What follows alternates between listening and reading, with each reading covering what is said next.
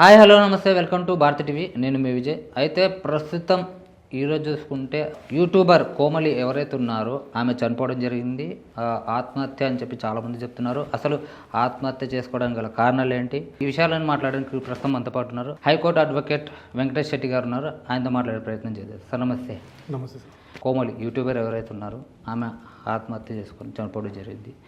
అసలు చాలామంది ఏంటంటే చాలా రకాలుగా స్పందిస్తున్నది దీనిపైన. ఒకరేమో ఆత్మహత్య అంటున్నారు, ఒకరేమో కావాలని ఎవరో ఉద్దేశపూర్వకంగా చంపారని చెప్పి చెప్తున్నారు. అసలు ఈ నిజాలు ఏంటి అసలు? సో ఇప్పుడు రీసెంట్గా అయితే మనకి అయిన ఇష్యూ చూసుకుంటే మండే రోజు తను ఇంట్లో ఎవరు లేని సమయంలో ఏదైతే ఫ్యాన్కి హ్యాంగ్ చేసుకొని చనిపోవడం జరిగింది. సో దాని తర్వాత చుట్టుపక్కల వాళ్ళు ఫోన్ చేస్తే ఏదైతే రాయదుర్గ ఎస్ఐ గారు వెంకన్న గారు స్పందించి సో దాని తర్వాతకి కూడా ప్రెస్ మీట్ కూడా పెట్టడం జరిగింది. ఫస్ట్ అసలు ఏమైంది ఏంది అనే దాని గురించి మాట్లాడుకుంటే మనము ఏదైతే ఈ కోమలి అనే యువతి వైజాగ్ నుంచి ఇక్కడ ఏదైతే మణికొండలో వాళ్ళ మామ ఇంట్లో ఉంటుందంట. వాళ్ళ మామ ఇంట్లో ఉంటూ ఏదైతే బీఎస్సీ మల్లారెడ్డి కాలేజీలో చదువుకుంటూ పార్ట్ టైమ్గా యూట్యూబ్లో ఏదైతే వీడియోస్ చేస్తూ ఉంది. ఇక్కడ ఏంటి అని అంటే ఎవరైతే అఖిల్ రెడ్డి అనే పర్సన్ కూడా యూట్యూబరే. సో తను కూడా యూట్యూబర్ అండ్ అదే కాకుండా ఐటీ ఎంప్లాయ్ కూడా దాంతోపాటు. సో ఈ రెండు ఆల్టర్నేట్గా మేనేజ్ చేసుకుంటూ వీళ్ళిద్దరి మధ్య ఫ్రెండ్షిప్ కాస్త అది లవ్గా మారిపోయిందంట. ఆల్మోస్ట్ 3 years నుంచి అది కంటిన్యూషన్ అవుతుంది. బట్ 3 years నుంచి కంటిన్యూషన్ అవుతుంది అని కొంతమంది చెప్తూ ఉన్నారు. బట్ ఇక్కడ వెంకన్న గారు చెప్పేది ఏంటి అంటే రాయదుర్గ ఎస్ఐ గారు చెప్పేది ఏదైతే ప్రెస్ మీట్లో వచ్చిన దాని ప్రకారం చూసుకుంటే వీళ్ళకి ఏదైతే అంటే ఆల్రెడీ అఖిల్ రెడ్డి వెళ్ళి సరెండర్ అవ్వడం జరిగింది అని కూడా కొన్ని న్యూసెస్ అనేది వస్తున్నాయి. సో ఆ సిచ్యువేషన్లో ఏంటి అని అంటే వీళ్ళకి ఆల్రెడీ 2 years బ్యాక్ నుంచే వాళ్ళకి ఇష్యూస్ అనేది వస్తూనే ఉన్నాయని, సో దాని తర్వాత వాళ్ళ మదర్తో కూడా మాట్లాడారని చెప్పేసి, సో ఎప్పుడైతే ఫస్ట్లో గొడవైనప్పుడు కూడా అంటే 2 years బ్యాక్ గొడవైనప్పుడు కూడా ఈమె సూసైడ్ చేసుకుందంట. ఆ సిచ్యువేషన్స్లో వాళ్ళ పేరెంట్స్ ఏదైతే వాళ్ళ మదర్ అండ్ ఫాదర్ అక్కడ అదే సమయానికి వాళ్ళు చూసి ఆమెను హాస్పిటల్ తీసుకువెళ్ళడం, సో అప్పుడు ఆ ప్రాణాపాయ స్థితి నుంచి బయటపడింది. సో ఇప్పుడు ఏంటి అంటే ఇంట్లో ఎవరు లేని సిచ్యువేషన్స్లో మళ్ళీ వీళ్ళిద్దరి మధ్య మళ్ళీ ట్రాక్ నడిచింది అంటే ట్రాక్ మళ్ళీ స్టార్ట్ అయింది అని అంటే వీళ్ళిద్దరు మళ్ళీ మాట్లాడుకోవడం స్టార్ట్ చేశారు అని చెప్పి కూడా కొన్ని న్యూసెస్ అనేది వస్తూ ఉన్నాయి. ఎందుకు అని అంటే ఆమె చాలా సంవత్సరాల నుంచి మర్చిపోలేక డిప్రెషన్లోకి వెళ్ళింది అని కూడా వాళ్ళ ఫ్రెండ్స్ ఏదైతే వాళ్ళు కూడా చెప్తూనే ఉన్నారు మనకి. సో చాలా యాక్టివ్గా ఉండే పిల్ల అని చెప్పేసి అండ్ తనకి ఫినాన్షియల్గా ఎట్లాంటి టెన్షన్స్ లేవు, ఏదైతే లవ్ రిలేటెడ్ టెన్షన్సే ఉన్నాయని చెప్పేసి చాలామంది వాళ్ళ ఫ్రెండ్స్ కూడా చెప్పడం జరిగింది కొన్ని న్యూస్ ఛానల్స్లో కానీ కొన్ని రిపోర్ట్స్లో కానీ. సో ఈ సిచ్యువేషన్స్లో ఏంటి అని అంటే చాలా వాటికి ఏదైతే ఆమె రాసిన లెటర్లో కూడా క్లియర్గా అఖిల్ రెడ్డి వల్లనే నేను చనిపోతున్నా అని చెప్పేసి అండ్ వాళ్ళ ఫ్రెండ్స్ కూడా ఏదైతే తను అఖిల్ రెడ్డి ఏదైతే స్టేషన్కి వచ్చినప్పుడు కూడా తిన వల్లనే ఆమె సూసైడ్ చేసుకోవడం జరిగింది. సో ఆమెకి వేరేది ఏది లేదు, వేరే టెన్షన్స్ ఎట్లాంటి టెన్షన్స్ లేవు, సో తిన వల్లనే సూసైడ్ చేసుకోవడం జరిగింది అని కూడా చాలా న్యూసెస్ అనేది వస్తూ ఉన్నాయన్నమాట. సో ఈ ఫస్ట్ ఆఫ్ ఆల్ మనం మాట్లాడుకుంటే ఇట్లాంటి ఇన్సిడెంట్ ఆమె యూట్యూబర్ కాబట్టి బయటకు వచ్చింది. నార్మల్గా చూసుకుంటే బయట ఇట్లాంటి న్యూసెస్ చాలా అవుతూ ఉన్నాయి. బట్ కొంతమంది డేర్ చేసి స్టాండ్ తీసుకొని వాడికి తగిన గుణపాఠం నేర్పియాలి అని చెప్పేసి లీగల్గా యాక్షన్ తీసుకుంటున్నారు. వాళ్ళు చావు దాకా వెళ్ళట్లేదు, బట్ కొంతమంది డిప్రెషన్లోకి వెళ్ళిపోతూ ఉన్నారు. సో కొంతమంది సూసైడ్ చేసుకుంటూ ఉన్నారు. బట్ వేరే నార్మల్ పర్సన్ సూసైడ్ చేసుకుంటే ఇంతగానంగా వచ్చేది కాదు బయట న్యూస్లో, మహా అంటే వస్తే లోకల్ పేపర్లో వచ్చేది. సో ఏదైతే తను యూట్యూబర్ కాబట్టి కొంచెం నేమ్ ఉంది కాబట్టి సో దానివల్ల కొంచెం అనేది న్యూస్ అనేది బయటికి రావడం జరిగింది. సో ఫస్ట్ ఆఫ్ ఆల్ వీటి గురించి మనం మాట్లాడుకోవాలి అనుకుంటే ఎప్పుడైనా ఒక అమ్మాయిని ఒక అబ్బాయి మోసం చేసిండు అని అంటే పెళ్లి చేసుకుంటా అని చెప్పేసి ప్రామిస్ చేసినా కానీ లేదు మన ఇద్దరం కొన్ని రోజులు కలిసి ఉందాము అనుకొని అగ్రిమెంట్ ఒక అగ్రిమెంట్తో మూవ్ అయిన దానికి ఒక టైప్ ఆఫ్ సినారియో ఉంటుంది. బట్ నేను చెప్పేది ఏంటి అని అంటే అండ్ ఫస్ట్ థింగ్ ఏంటి అని అంటే ఇక్కడ ఎప్పుడైతే నిన్ను మ్యారేజ్ చేసుకుంటా అని చెప్పేసి ప్రామిస్ చేసి ఒక లివింగ్ టుగెదర్ ఉండి కొన్ని రోజుల తర్వాత నేను నీతో ఉండను అని చెప్పి కానీ లేదు అంటే నీకు చెప్పకుండా వేరే వాళ్ళతో మ్యారేజ్ చేసుకుని మూవ్ అవ్వడం కానీ, సో ఇట్లాంటి సిచ్యువేషన్స్లో ఏంటి అని అంటే ఫాల్స్ ప్రామిస్ ఆఫ్ మ్యారేజ్ కింద కనుక వాళ్ళ మీద FIR ఫైల్ చేస్తే అప్ టు 7 to 15 years వరకు వాళ్ళకి ఇంప్రెషన్ పడే ఛాన్సెస్ ఉంటాయి. సో ఇవన్నీ తెలియకుండా వీళ్ళు రాంగ్ స్టెప్ వేస్తున్నారు. అంటే ప్రేమ గుడ్డిది అని అంటారు కదా, సో వాడిని గుడ్డిగా నమ్మేయడము, దాని తర్వాత వాడి మీద కేసు ఫైల్ చేస్తే వాడు లోపలికి వెళ్ళిపోతాడు, వాడికి ఫుడ్ పెడతారో లేదో కొడతారేమో, ఇవన్నీ ఆలోచిస్తూ ఉంటారనమాట. సో నిన్ను మోసం చేసి పోతున్నప్పుడు వాడు ఎట్లా పోతే నీకెందుకు కేసు ఫైల్ చేయి, బికాస్ ఎందుకు అని అంటే నీ లైఫ్ని స్పాయిల్ చేసిండు. నువ్వు వాడి లైఫ్ని స్పాయిల్ చెయ్యని నేను చెప్పట్లేదు, నీలాగా వేరే వాళ్ళు సఫర్ అవ్వకూడదు అని చెప్పి నిన్ను ఇట్లా కేసు ఫైల్ చేయమని చెప్తున్నా. అండ్ ఏదైతే ఒక బాండింగ్తో కొంతమంది మూవ్ అవుతూ ఉంటారు. సో అది కొన్నిసార్లు ఏమవుతుంది అని అంటే నెగిటివ్ వేలో కొడుతుంది. సెకండ్ సినారియో ఎట్లుంటుంది అని అంటే వాళ్ళు ఒక అగ్రిమెంట్ మీద కొన్ని రోజులు మనం కలుస్తున్నాం, సో దాని తర్వాత ఎవరి దారి వాళ్ళది అని చెప్పేసి ఆ మూమెంట్లో వాళ్ళు మూవ్ అయిపోతూ ఉంటారు. ఓకే, అది ఏమవుతుంది అని అంటే వాళ్ళు ఉన్నన్ని రోజులు బాగానే ఉంటుంది. ఇజ్ ఇట్ ఎనీ ఛాన్స్ ఒకవేళ వాళ్ళిద్దరు కనుక పర్సనల్గా కనుక అటాచ్మెంట్ అంటే మళ్ళీ వాళ్ళు కనుక అప్పుడు ఆ అగ్రిమెంట్ బాండింగ్తో మూవ్ అయినా కానీ దాని తర్వాత వాళ్ళు కనుక పర్సనల్గా తీసుకొని వీళ్ళతోనే కలిసి ఉందాము అని చెప్పిన కేసెస్లో కొంతమంది మ్యారేజ్ చేసుకునేవి ఉన్నాయిలే, కానీ కొంతమంది అయితే విడిపోయిన కేసెస్ చాలా ఉన్నాయి. అంటే వాళ్ళు ఎలా అంటే సో నిన్ను చేసుకుంటా అన్నా కానీ సో వాడికి ఇష్టం ఉండదు. అవును. సో లేదు వీడికి ఇష్టం ఉంది అని అంటే ఆమెకి ఇష్టం ఉండదు. బికాస్ ఎందుకంటే మనం ఒక అగ్రిమెంట్ మీద మూవ్ అయినాం కదా. అవును. సో మన ఇద్దరం కలిసి ఉండడం కష్టము.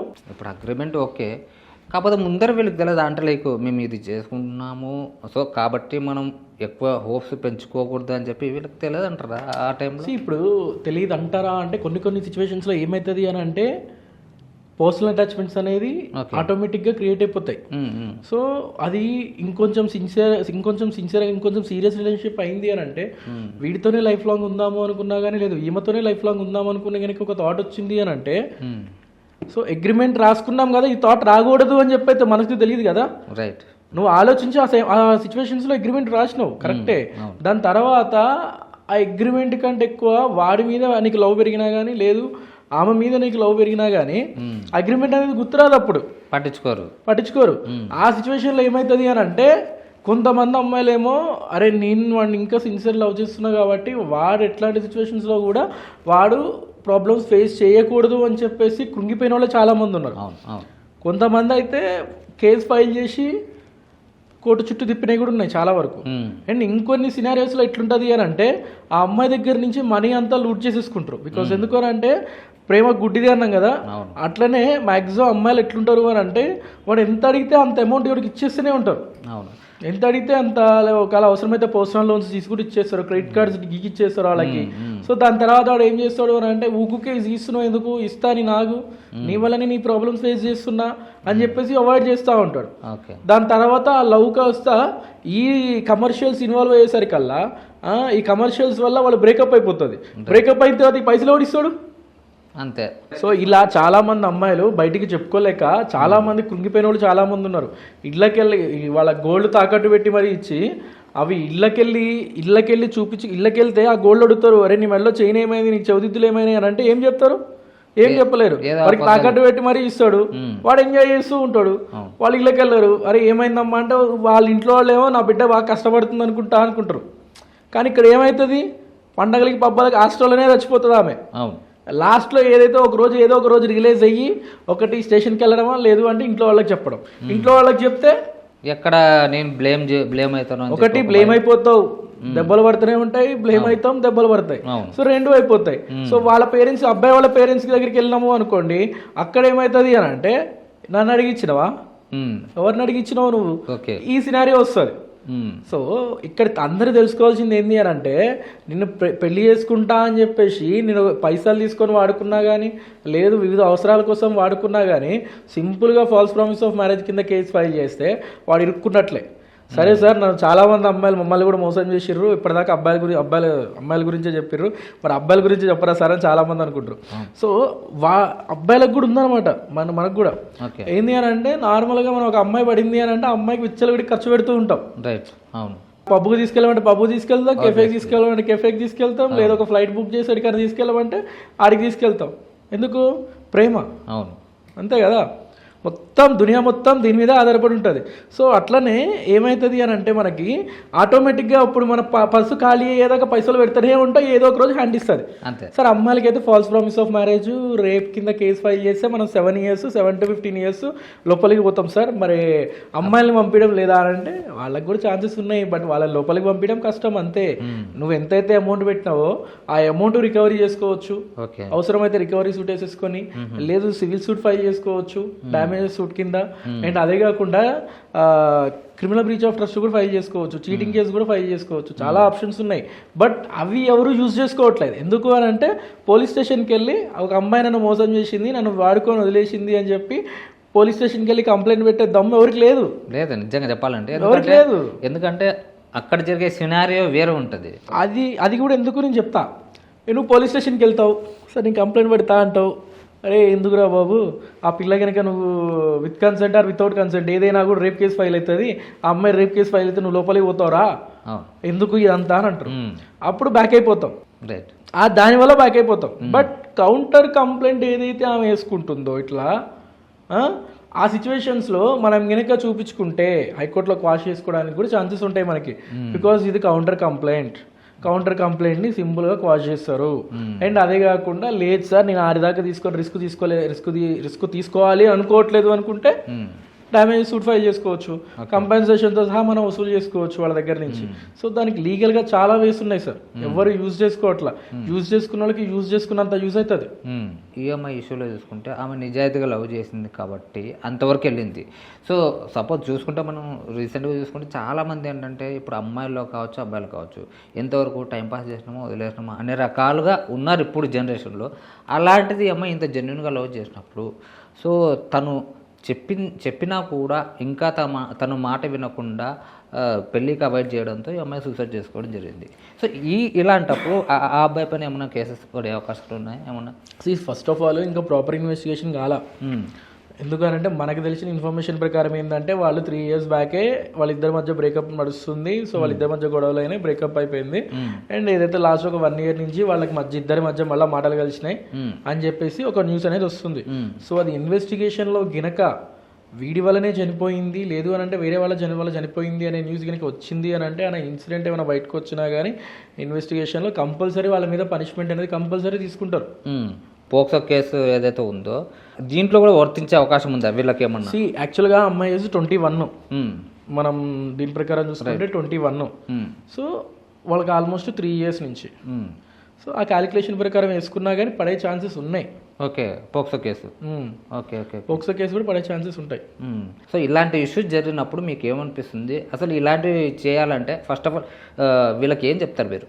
సో ఇట్లాంటి వాటికి ఏంటంటే ఒకళ్ళు మన మోసం చేసిర్రు అని చెప్పేసి పెళ్లి చేసుకుంటారని మోసం చేసినా కానీ, లేదు ఒకళ్ళు వాడుకొని వదిలేసినా కానీ వాళ్ళకి గట్టిగా వేరే రకంగా పనిష్మెంట్ ఇవ్వాలి అని చెప్పి మనం చూపించాలి. అండ్ మనం స్టాండ్ తీసుకొని వాళ్ళకి మనం అంటే ఏందో అనేది చూపించాలి. ఒక రాంగ్ స్టెప్ వేస్తే నీ లైఫ్ స్పాయిల్ అయిపోతుంది. అండ్ అదే కాకుండా వాడి ఆపోజిట్ లైఫ్ స్పాయిల్ అయిపోతుంది. అండ్ నిన్ను నమ్ముకునే నీ పేరెంట్స్ లైఫ్ కూడా స్పాయిల్ అయిపోతుంది. అంటే నాకు ఒకటి అర్థం కాదు సార్, ఇప్పుడు లవ్ చేసుకునేంత వరకు పేరెంట్స్ అవసరము, వాళ్ళ రిలేటివ్స్ అవసరము, అన్నీ అవసరం పడతాయి. చెప్పకుండా ఇవన్నీ చెప్పకుండా చేసుకుంటారు. లాస్ట్కి వచ్చేపాటికి ఏమైపోతుంది అంటే ఈ సూసైడ్లు చేసుకోవడము. సో ఇలాంటివి లైక్ ఒక మాట చెప్తే వాళ్ళు కూడా ఏమో నేను స్టార్టింగ్లోనే చెప్పా, ప్రేమ అనేది గుడ్డిది అని ఎందుకు చెప్తా అంటే నువ్వు మీ అమ్మకో మీ నాన్నకో ఫోన్ చేసి నిమిషం మాట్లాడు, 2 నిమిషాలు మాట్లాడు, 5 నిమిషాలు మాట్లాడు, బోరు కొడుతుంది, ఫోన్ కట్ చేస్తావు. అదే నీ పిల్లతో అయితే ఎంతసేపు మాట్లాడతావు? గంటల కొద్ది గడిచిపోతుంది అసలు టైం. మాట్లాడతావు. ఇప్పుడు ఇక్కడ 1/2 నుంచి మనం మాట్లాడుకుంటున్నాం, ఇంటర్వ్యూ నడుస్తుంది 1/2 నుంచి. ఇప్పుడు ఆ కెమెరా తీసేయన 1/2 నుంచి చాటింగ్ చేస్తుండు. అదే పేరెంట్స్ తో చాటింగ్ చేయమనంటే 1 minute లో ఒక 1 conversation లో క్లోజ్ అయిపోతుంది. అదే గినక అంతసేపు చాట్ చేస్తుంది కాబట్టి పిల్లతో చాటింగ్ అయితే ఎంతసేపు అయినా చెబుద్ది. అది మాట్లాడే విధానమైనా, చాటింగ్ చేసేదైనా, ఏదైనా అది వాళ్ళతో ఎక్కువసేపు మాట్లాడాలనిపిస్తుంది. అందుకే ప్రేమ గుడ్డిదని అంటాం. ఇంకా వాళ్ళ ఫ్యామిలీ చూసుకుంటే ఇంకా నార్మల్గా అంటే బిలో వాళ్ళు ఒక పర్సన్ని కోల్పోయినట్లే కదా వాళ్ళ ఫ్యామిలీలో. ఇలాంటి వాళ్ళని నమ్మేటప్పుడు మీరు ఏ విధంగా ఉండాలి అనేది దాని మీద? సార్ ఇప్పుడు ఏమవుతుంది అని అంటే ఒక అబ్బాయిని ప్రేమించి పెళ్లి చేసుకునేటప్పుడు ఈ లక్షణాలు ఉంటేనే నువ్వు లవ్ చేయమ్మా అని అంటే వినరు సార్, ఎవ్వరు వినరు. ఒక మంచి అమ్మాయి ఉంది అని అంటే వాడికి ఆపోజిట్ పర్సన్ క్వైట్ ఆపోజిట్, ఏదైతే ఆపోజిట్లో ఉండే పర్సన్ ఆమె కంటే క్వైట్ ఆపోజిట్లో ఉండేటోడు ఉంటాడు. ఇప్పుడు ఇటు సైడ్ ఉన్నవాడికి క్వైట్ ఆపోజిట్లో ఉన్నోళ్ళే ఉంటారు. సో ఈ పర్సన్, ఇట్లాంటి పర్సన్ నువ్వు చూస్ చేసుకోవాలంటే కష్టం అనుకుంటారు వాళ్ళు. సో నీకు రెస్పెక్ట్ ఇచ్చే పర్సన్, నువ్వు కావాలి అనుకునే పర్సన్ నువ్వు ఎంచుకోవాలి. అదే కానీ నువ్వు వద్దు అని చెప్పి దూరం చేసే పర్సన్ దగ్గరికి నువ్వు వెళ్ళొద్దు అని చెప్పేవరికైనా చెప్పినా కానీ వీడెవడు నాకు చెప్పేది అని అంటారు. రీసెంట్గా అలానే అయిపోతుంది. మనల్ని వద్దు అనుకున్న దగ్గరికి మనం ఎప్పుడు వెళ్ళకూడదు. నువ్వు కావాలి అనుకునే పర్సన్ దగ్గరికి నువ్వు వెళ్ళు, వాడు నేను లైఫ్ లాంగ్ మంచిగా చూసుకుంటాడు. సో ఇది ఎవరికి తెలియదు అనమాట. వాడు వద్దు అన్నా కానీ వాడి కాళ్ళే పట్టుకుంటారు. అండ్ వాడు కూడా అంతే ఉంటాడు, నువ్వు వద్దు అన్నా కానీ ఆమె కాళ్ళే పట్టుకుంటాడు. సో అందుకే ప్రేమ గుడ్డిది అని అంటారు. Right sir. ఇలాంటి ఇష్యూస్ మళ్ళీ జరగకుండా ఉండాలంటే ఎలాంటి సజెషన్స్ తీసుకోవాలి ఏంటి అనేది చాలా చక్కగా చెప్పారు. Thank you so much.